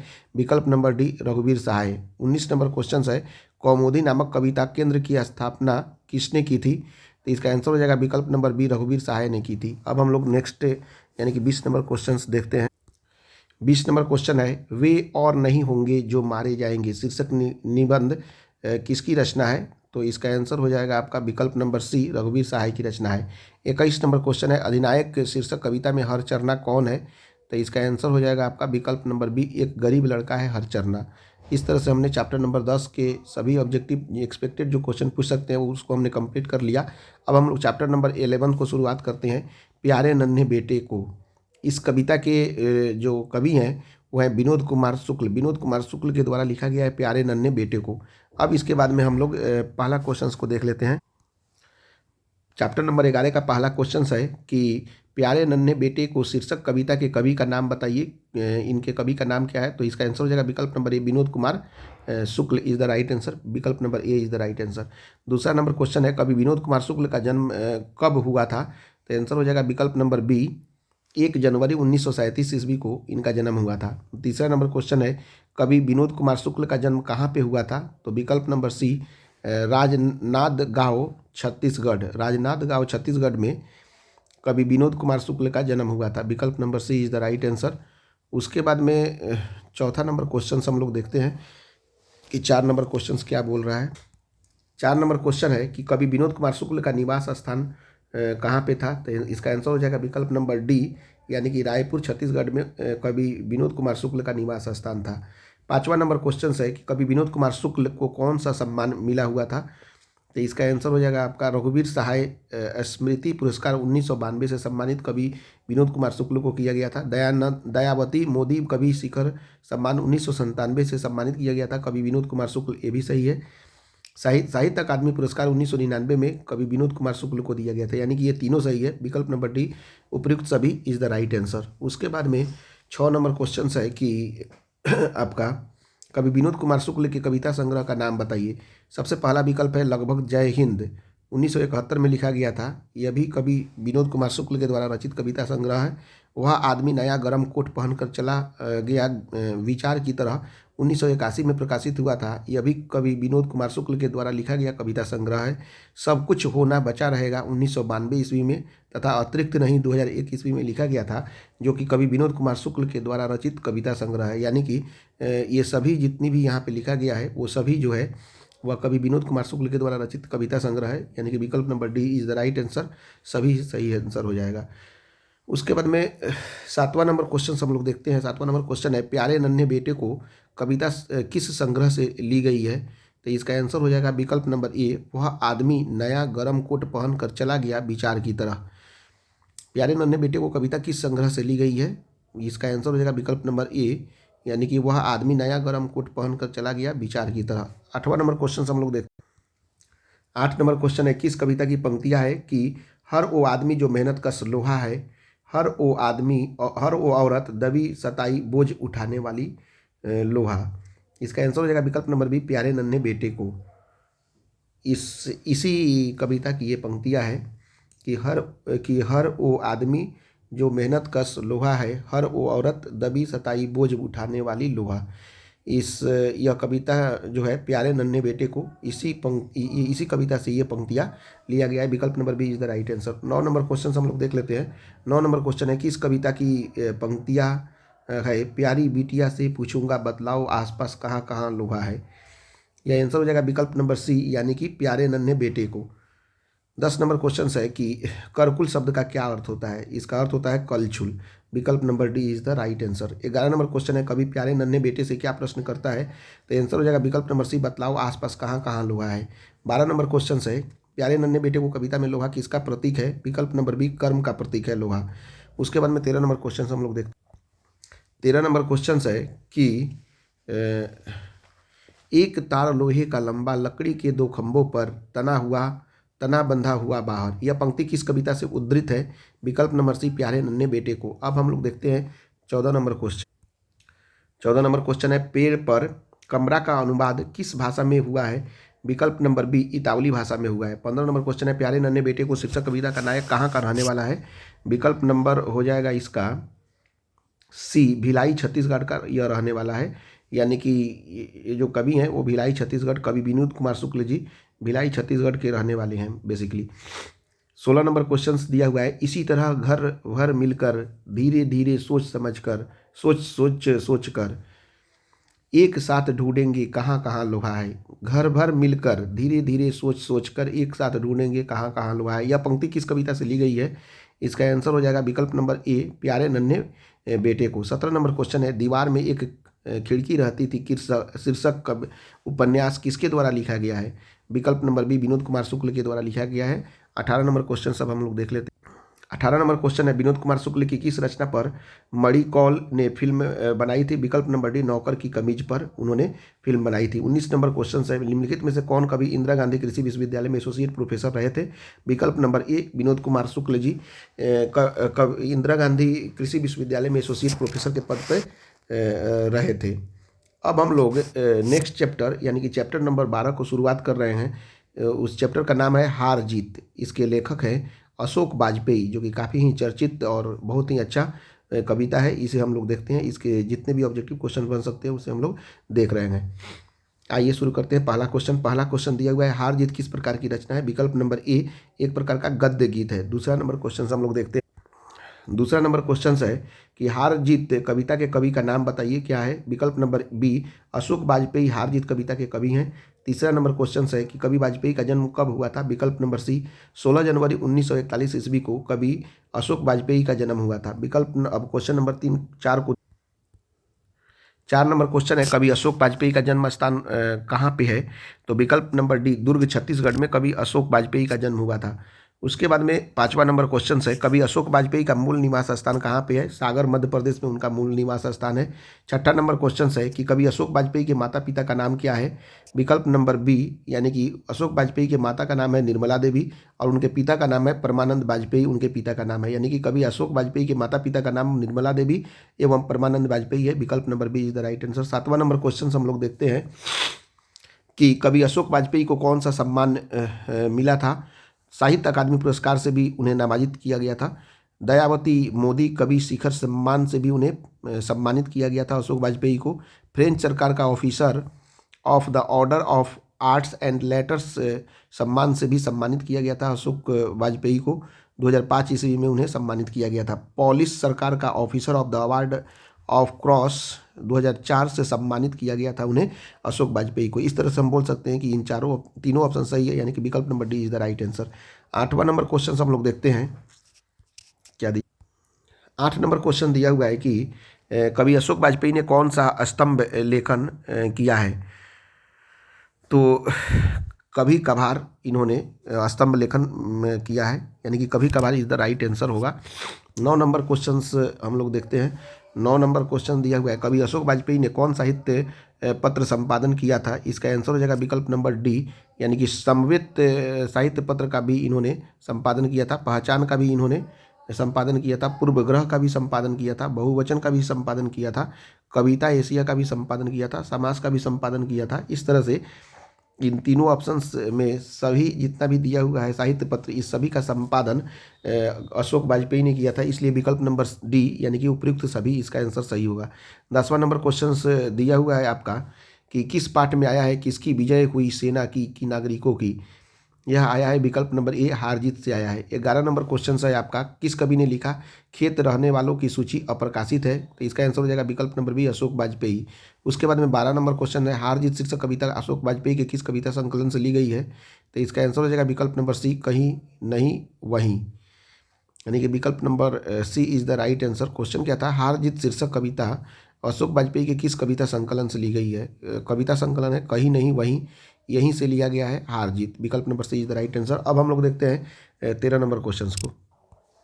13 नंबर क्वेश्चन है, किसने लिखा है जिन पर हैं वे सेना के साथ ही जीत कर लौट रहे हैं? तो इसका आंसर हो जाएगा आपका विकल्प नंबर डी, अशोक वाजपेयी ने इसे लिखा है कि जिन पर हैं वे सेना के साथ ही जीत कर लौट रहे हैं। विकल्प number D, Ashok Vajpayee is the right answer. अब हम लोग 14 नंबर क्वेश्चन देखते हैं। 14 नंबर क्वेश्चन है, मशक वाला शब्द का क्या अर्थ होता है? विकल्प नंबर सी, पानी रखने वाला चमड़े का थैला, मशक इसे ही बोलते हैं, चमड़े का थैला रखने वाला, यानी कि पानी रखने वाला चमड़े का थैला होता है, उसे ही हम लोग बोलते हैं क्या, मशक वाला। विकल्प number C is the right answer. 15 number question को हम लोग देखते हैं। 15 नंबर क्वेश्चन क्या है कि खेत रहना शब्द का क्या अर्थ है? विकल्प नंबर बी, मारा जाना। खेत रहना का अर्थ होता है मारा जाना। 16 नंबर क्वेश्चन है अशोक वाजपेयी किस काल के कवि थे? आंसर हो जाएगा विकल्प नंबर डी आधुनिक काल के कवि थे। 17 नंबर क्वेश्चन है हार जीत में कौन सा समास है? इसका आंसर हो जाएगा विकल्प नंबर ए द्वंद्व समास है, हार और जीत। 18 नंबर क्वेश्चन है घास में दुबका आकाश किसकी रचना है? तो इसका आंसर हो जाएगा विकल्प नंबर ए अशोक वाजपेयी की रचना है। 19 नंबर क्वेश्चन है हार जीत शीर्षक कविता में मशक वाला क्या कर रहा है? विकल्प नंबर ए सड़क सींच रहा है। उसके बाद में 20 नंबर क्वेश्चन हम लोग देखते हैं। 20 नंबर क्वेश्चन है इबारत से गिरी मात्राएं शीर्षक कविता इबारत से गिरी मात्राएं शीर्षक कविता संग्रह किसकी रचना है? तो इसका आंसर हो जाएगा विकल्प नंबर बी अशोक वाजपेयी की रचना है। 21 नंबर क्वेश्चन है अशोक वाजपेयी ने कहाँ रहकर स्वतंत्र लेखन किया था? विकल्प नंबर बी दिल्ली में रहकर। 22 नंबर क्वेश्चन है सारे शहर में क्या की जा रही है? तो इसका आंसर हो जाएगा विकल्प नंबर डी रोशनी की जा रही है। 23 नंबर क्वेश्चन है विवक्षा शीर्षक कविता संग्रह किसकी रचना है? तो आंसर हो जाएगा विकल्प नंबर सी अशोक वाजपेयी जी की रचना है। 24 नंबर क्वेश्चन है महात्मा गांधी अंतर्राष्ट्रीय हिंदी विश्वविद्यालय के प्रथम कुलपति निम्न में से कौन रहे हैं? तो आंसर हो जाएगा विकल्प नंबर ए अशोक वाजपेयी जी रहे हैं। 25 नंबर क्वेश्चन है हार जीत शीर्षक कविता निम्न में से किनकी रचना है? तो इसका आंसर हो जाएगा विकल्प नंबर डी अशोक वाजपेयी जी की रचना है। एक लास्ट क्वेश्चन बच गया है 26 नंबर, उसे हम लोग देख लेते हैं। 26 नंबर क्वेश्चन है समय के पास समय शीर्षक रचना किसकी है? तो इसका आंसर हो जाएगा विकल्प नंबर बी अशोक वाजपेयी की यह रचना है। इस तरह से हमने चैप्टर नंबर 12 को भी कंप्लीट कर लिया। जितने एक्सपेक्टेड ऑब्जेक्टिव क्वेश्चंस बन सकते हैं वे सभी। चैप्टर नंबर 13 को चैप्टर नंबर 13 को हम लोग देखते हैं। चैप्टर नंबर 13 जो कि हमारा गद्य खंड का लास्ट चैप्टर है, गाँव का घर। इसके माने कवि हैं ज्ञानेंद्र पति इसके कवि हैं। गाँव का घर, सबसे पहला क्वेश्चन है गाँव का घर शीर्षक कविता के कवि का नाम बताइए। इसका आंसर हो जाएगा विकल्प नंबर ए यानी कि ज्ञानेंद्र पति इसके कवि हैं। दूसरा नंबर क्वेश्चन है ज्ञानेंद्र पति का जन्म कब हुआ था? विकल्प नंबर बी 1 जनवरी 1950 ईस्वी को ज्ञानेंद्र पति का जन्म हुआ था। विकल्प number B is the right answer. तीसरा नंबर क्वेश्चन है कवि ज्ञानेंद्र पति का जन्म कहाँ पे हुआ था? तो आंसर हो जाएगा विकल्प नंबर सी पथरगामा गोंडा झारखंड में हुआ था। 4 नंबर क्वेश्चन है कवि ज्ञानेंद्र पति के माता पिता का नाम क्या था? तो आंसर हो जाएगा विकल्प नंबर डी उनके माता का नाम था सरला देवी और पिता का नाम था देवेंद्र प्रसाद चौबे, यानी कि कवि ज्ञानेंद्र पति के माता पिता का नाम था विकल्प नंबर डी सरला देवी एवं देवेंद्र प्रसाद चौबे। विकल्प number D is the right answer. अब 5वां नंबर क्वेश्चन हम लोग देखते हैं। 5 नंबर क्वेश्चन है कवि ज्ञानेंद्र पति का निवास स्थान कहाँ पे है? तो ये हो जाएगा विकल्प नंबर ए वाराणसी उत्तर प्रदेश में है। 6ठा नंबर क्वेश्चन है पहल सम्मान ज्ञानेंद्र पति को कब दिया गया था? तो विकल्प नंबर बी 2006 ईस्वी में दिया गया था। 7वां नंबर क्वेश्चन है संशयात्मा के लिए साहित्य अकादमी पुरस्कार ज्ञानेंद्र पति को कब मिला था? तो इसका आंसर हो जाएगा विकल्प नंबर सी 2006 ईस्वी में मिला था। 8वां नंबर क्वेश्चन है ज्ञानेंद्र पति के कविता संग्रह का नाम बताइए क्या है? तो इसका आंसर हो जाएगा आपका आँख हाथ बनते हुए। यह भी ज्ञानेंद्र पति के द्वारा लिखित कविता संग्रह है। शब्द लिखने के लिए ही यह कागज बना हुआ है। यह भी ज्ञानेंद्र पति के द्वारा लिखित कविता संग्रह है। गंगा तट भी ज्ञानेंद्र पति के द्वारा लिखित कविता संग्रह है। संशय आत्मा भी कवि ज्ञानेंद्र पति के द्वारा लिखित कविता संग्रह है। भिनसार भी कवि ज्ञानेंद्र पति के द्वारा लिखित कविता संग्रह है। और कवि ने कहा भी कवि ज्ञानेंद्र पति के द्वारा लिखित कविता संग्रह है। इसलिए विकल्प नंबर डी यानी कि उपयुक्त सभी is the right answer. Gyanendra पति ने इन सभी कविता संग्रहों को लिखा है। 9 नंबर क्वेश्चन हम लोग देख लेते हैं कि 9 नंबर क्वेश्चन क्या पूछ रहा है। ज्ञानेंद्र पति की पुस्तकें कौन कौन सी है? संशय आत्मा कविता है एक तरह से, यह ज्ञानेंद्र पति के द्वारा लिखित एक पुस्तक है। एक चक्रा नगरी जो कि एक काव्य नाटक है, यह भी कवि ज्ञानेंद्र पति के द्वारा लिखित एक कवि पुस्तक है।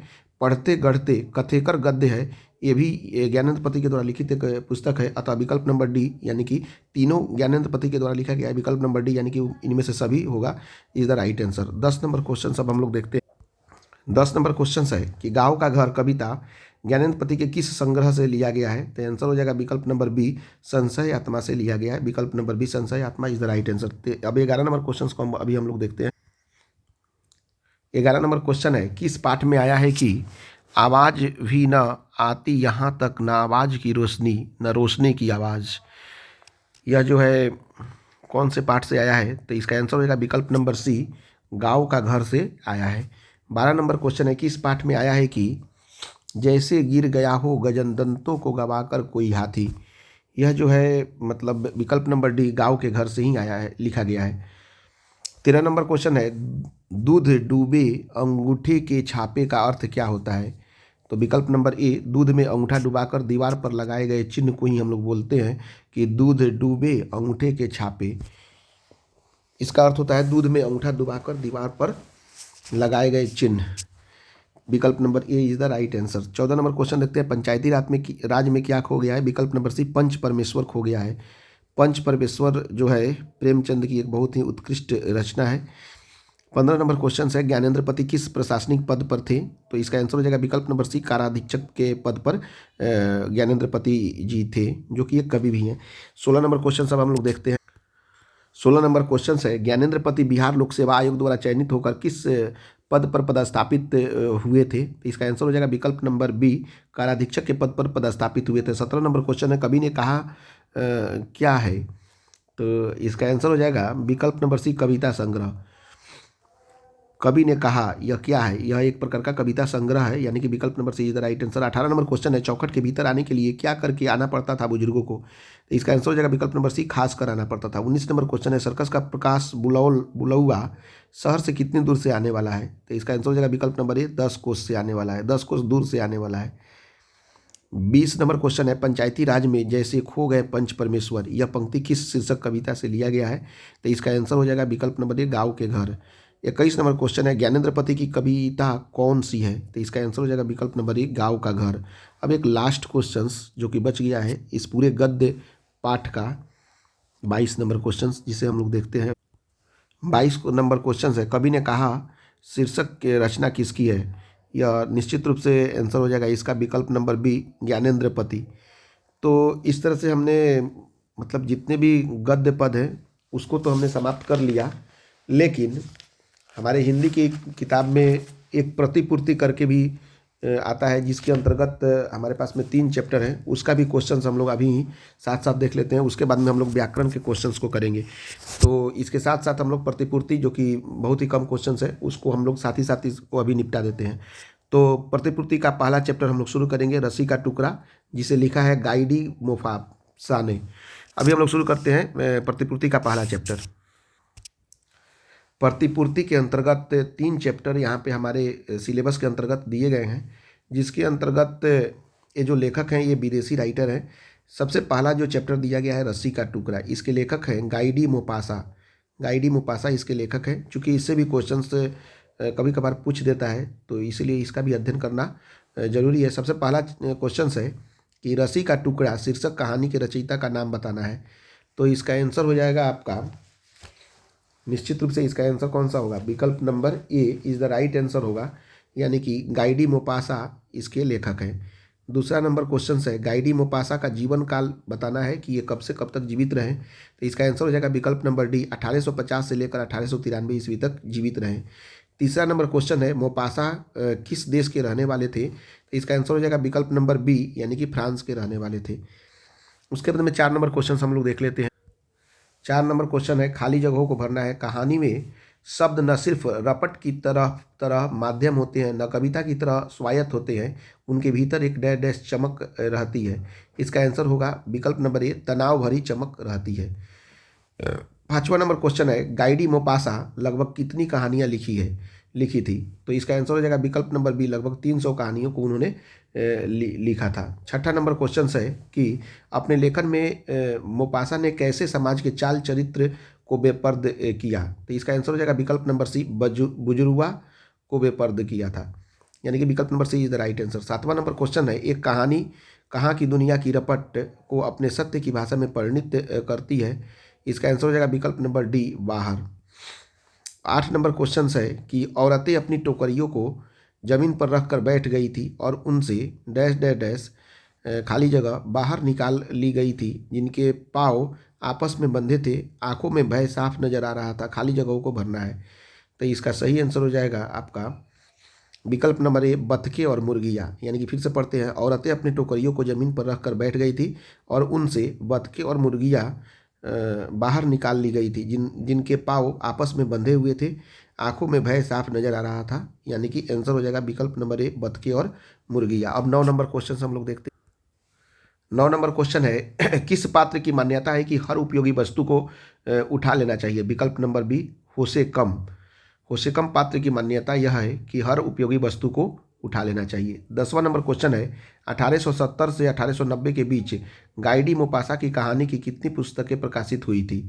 आंसर हो जाएगा विकल्प नंबर बी, 300 पुस्तकें प्रकाशित हो गई थी उनकी।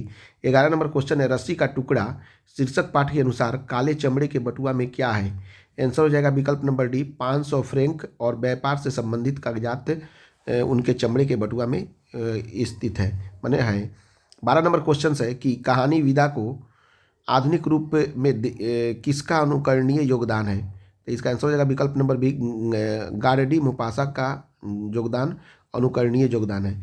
13 नंबर क्वेश्चन है, किसका बटुआ बेंजेविल सड़क पर गिर गया था? विकल्प नंबर ए, मैत्र हुलब्रेक का बटुआ जो है वह बेंजेविल सड़क पर गिर गया था। विकल्प number A is the right answer. अब 14 नंबर क्वेश्चन हम लोग देख लेते हैं। 14 नंबर क्वेश्चन है, किस चौराहे पर लोगों की भीड़ लगी हुई थी? रस्सी का टुकड़ा शीर्षक कहानी के अनुसार लिखे। विकल्प नंबर सी, गोदरबिल चौराहे पर लोगों की भीड़ लगी हुई थी, यह हम लोग बोल सकते हैं। विकल्प नंबर सी इसका सही आंसर हो जाएगा। 15 नंबर क्वेश्चन है, रस्सी का टुकड़ा शीर्षक कहानी में मलांदे क्या काम करता था? इसका आंसर हो जाएगा विकल्प नंबर ए, घोड़ों की काठी बनाने का काम करता था। विकल्प number A is the right answer. अब हम लोग चैप्टर नंबर 2, प्रतिपूर्ति का चैप्टर नंबर 2, 3 ही चैप्टर है प्रतिपूर्ति में, तो अब हम लोग चैप्टर नंबर 2 पढ़ेंगे, क्लर्क की मौत, जिसके मतलब लेखक हैं, रचयिता इसके हैं अंतोन चेखव, इसके रचयिता हैं। अब हम लोग पहला क्वेश्चन देखते हैं, क्लर्क की मौत शीर्षक कहानी के रचयिता का नाम बताना है। इसका आंसर हो जाएगा विकल्प नंबर बी, अंतोन चेखव इसके रचयिता हैं। पहला का आंसर हो जाएगा बी, अंतोन चेखव। क्लर्क की मौत के लेखक हैं अंतोन चेखव। अब हम लोग दूसरा क्वेश्चन पढ़ते हैं। दूसरा क्वेश्चन है आपका कि अंतोन चेखव का जीवन काल बताइए, ये कब से कब तक रहे हैं? विकल्प नंबर ए, 1860 ईस्वी से लेकर 1904 ईस्वी तक अंतोन चेखव का जीवन काल है। तीसरा नंबर क्वेश्चन है, चेखव किस देश के रहने वाले थे? तो विकल्प नंबर सी, रूस के रहने वाले हैं। चौथा नंबर क्वेश्चन है कि खाली जगहों को भरना है, चेखव का लेखन शासन व्यवस्था और उसके तंत्र की खाली जगह को रेसे रेसे उघाड़ता है।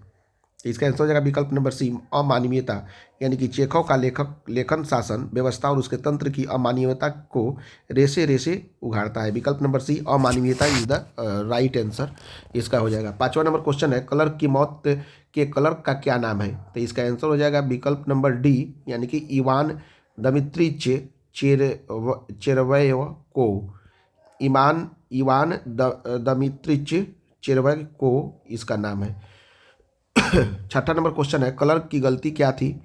तो इसका आंसर हो जाएगा विकल्प नंबर ए, बड़े अफसर के शरीर पर छींक मार दी, यही उसकी सबसे बड़ी गलती थी। 7वां नंबर क्वेश्चन हम लोग देखते हैं। 7 नंबर क्वेश्चन है, अंतोन किस स्तर के लेखक थे? विकल्प नंबर बी, विश्व स्तर के लेखक थे। 8वां नंबर क्वेश्चन है, इवान दमित्रिच चेरेवको पेशे से क्या थे? तो इसका आंसर हो जाएगा विकल्प नंबर सी, क्लर्क थे। 9 नंबर क्वेश्चन है, सिविल जनरल का क्या नाम है? सिविल जनरल का क्या नाम है? तो इसका आंसर हो जाएगा विकल्प नंबर ये, मिस्टर वेजरालो सिविल जनरल का नाम है। 10 नंबर क्वेश्चन दिया हुआ है कि इस पाठ की पंक्ति है, यही तो मैंने माफ़ी मांगने की कोशिश की थी पर इसका ढंग ऐसा अजीब था, खाली जगह, कोई कायदे की बात ही नहीं की, फिर बात करने का मौका भी नहीं था। यह किस पाठ की पंक्ति है? तो इसका आंसर हो जाएगा आपका विकल्प नंबर सी, रस्सी का टुकड़ा। रस्सी का टुकड़ा नहीं होगा, क्लर्क की मौत होगा। क्लर्क की मौत इज द राइट आंसर, यानी कि ये जो उद्धृत जो पंक्ति है यह क्लर्क की मौत से लिया गया है। अब उसके बाद में 11 नंबर क्वेश्चन 11 नंबर क्वेश्चन है, क्लर्क की मौत शीर्षक पाठ में जनरल अंतिम प्रार्थी से बात करके कहाँ जाने के लिए मुड़ा? तो इसका आंसर हो जाएगा आपका विकल्प नंबर सी, निजी कमरे की ओर जाने के लिए मुड़ा। 12 नंबर क्वेश्चन है, दमित्रिच चेरेवको को अपने अभद्र व्यवहार के बारे में किसे बताया? इसका आंसर हो जाएगा विकल्प नंबर सी, अपनी पत्नी को बताया। उसके बाद में 13 नंबर क्वेश्चन है, अंतोन चेरेवको की कहानी है। विकल्प नंबर ए, यानी कि क्लर्क की मौत की कहानी है। 14 नंबर क्वेश्चन है, चेरेवको किससे माफ़ी मांगने गया था? विकल्प नंबर सी, विजरालो से माफ़ी मांगने गया था। 15 नंबर क्वेश्चन है, दमित्रिची चेख्य को क्या देख रहा था? क्लर्क की मौत शीर्षक पाठ के आधार पर उत्तर दे। विकल्प नंबर हो जाएगा सी, खेल को देख रहा था, यानी कि विकल्प number C is the right answer. अब हम लोग चैप्टर नंबर 3 यानी कि प्रतिपूर्ति का यह लास्ट चैप्टर होगा, इसे हम लोग देख लेते हैं, जिस चैप्टर का नाम है पेशगी। इसके लेखक हैं आपको हेनरी लोपेज जो है लेखक हैं पेशगी के। यानी कि पहला क्वेश्चन है कि पेशगी शीर्षक कहानी के रचयिता का नाम बताइए। इसका आंसर हो जाएगा आपका विकल्प नंबर सी, हेनरी लोपेज। दूसरा नंबर क्वेश्चन है हेनरी लोपेज का जन्म कब हुआ था? विकल्प नंबर ए यानी कि 1937 ईस्वी में हेनरी लोपेज का जन्म हुआ था। तीसरा नंबर क्वेश्चन है हेनरी लोपेज कहाँ के रहने वाले थे? तो इसका आंसर हो जाएगा विकल्प नंबर डी, कांगो अफ्रीका के रहने वाले थे। 4 नंबर क्वेश्चन है कौन लेखक कांगो के शिक्षा मंत्री, वित्त मंत्री एवं प्रधानमंत्री रह चुके हैं? विकल्प नंबर सी, हेनरी लोपेज जो है कांगो के शिक्षा मंत्री, वित्त मंत्री और प्रधानमंत्री भी रह चुके हैं। 5वां नंबर क्वेश्चन है किस पाठ में यह लोरी आई है? सो जा बच्ची सो जा, सो जा बच्ची सो जा, यह आया है विकल्प नंबर ए, पेशगी में आया है। अब हम लोग 6ठा नंबर क्वेश्चन देख लेते हैं। 6ठा नंबर क्वेश्चन क्या है कि खाली जगह को भरे, कहानी पेशगी अफ्रीका देश के कांगो खाली जगह जीवन की विसंगति पर प्रकाश डालती है। इसका आंसर हो जाएगा विकल्प नंबर ए, सामाजिक विसंगति पर प्रकाश डालती है। 7वां नंबर क्वेश्चन क्या है कि कार्मेन के बेटे का क्या नाम था? कार्मेन के बेटे का नाम था आपका विकल्प नंबर डी, हेक्टर नाम था उसका। कार्मेन के बेटे का नाम था हेक्टर। 8वां नंबर क्वेश्चन है कार्मेन पहले कितने बच्चों को खो चुकी थी? इसका आंसर हो जाएगा विकल्प नंबर ए, 2 बच्चों को खो चुकी थी। 9 नंबर क्वेश्चन है पेशगी, पेशगी मतलब होता है आपका प्रतिपूर्ति को ही हम लोग बोलते हैं पेशगी, विकल्प number A is the right answer. 10 number question है फ्रैंका की आया कौन थी? तो ये फ्रैंका की आया का नाम था विकल्प नंबर ए, कार्मेन फ्रैंका की आया थी। 11 नंबर क्वेश्चन है पेशगी शीर्षक कहानी में कार्मेन को काम के कितने फ्रैंक मिलते थे, यानी कि कितने वेतनमान मिलते थे, यही पूछा गया है। तो विकल्प number B is the right answer, यानी कि 5,000 रुपये प्रति माह, 5,000 फ्रैंक प्रति माह पेशगी शीर्षक कहानी में कार्मेन को मिलते थे। तो इस तरह से हमने सभी, इसके पहले हमने गद्य खंड को 2 वीडियो में कंप्लीट कर दिया था। अभी ये इसी वीडियो में हमने पद्य खंड को भी और प्रतिपूर्ति के 3 चैप्टर यानी कि 13, 3, 16 चैप्टर को हम लोगों ने कंप्लीट कर दिया है। आप सभी वीडियो को देखिए, यदि अच्छा लगे तो अपने दोस्तों के साथ भी शेयर कर सकते हैं। Thank you much. लगभग क्वेश्चन इसी से आएंगे लगभग, इसीलिए वीडियो को आप देख सकते हैं या इसे मेमोराइज कर सकते हैं। Thank you very much.